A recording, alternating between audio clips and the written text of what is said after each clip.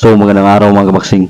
Kasado na nga po ang pagbabalik luna ng ating pambato sa super lightweight division na si Ruthless Romy Rodonu kontra sa isang undefeated American boxer na si Cain Sandoval. Ang nasabing laban ng dalawa mga kabaksing ay gaganapin ngayong August 31 sa Chumas Casino sa California, USA.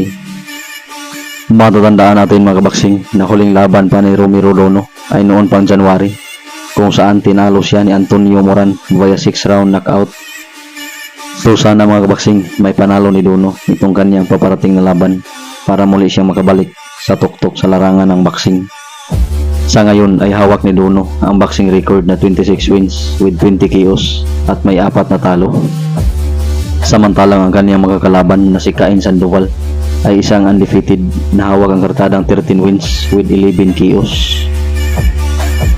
Samantalang sa ibang balita mga kabaksing ay kasado na po ang laban ni IBF featherweight champion Luis Alberto Lopez kontra sa isang American boxer na si Angelo Leo. Ang nasabing laban mga kabaksing ay magaganap ngayong darating na Augustine sa bansang Amerika, kung saan ididipinsa ni Lopez ang kanyang IBF featherweight title.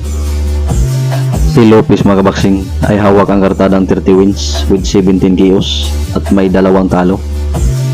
Samantalang itong si Angelo Leo mga kabaksing ay kung matatandaan natin ay ito yung tumalo sa ating pambato na si Mike Plania noong nakaraang January, kung saan kanyang tinalo via knockout.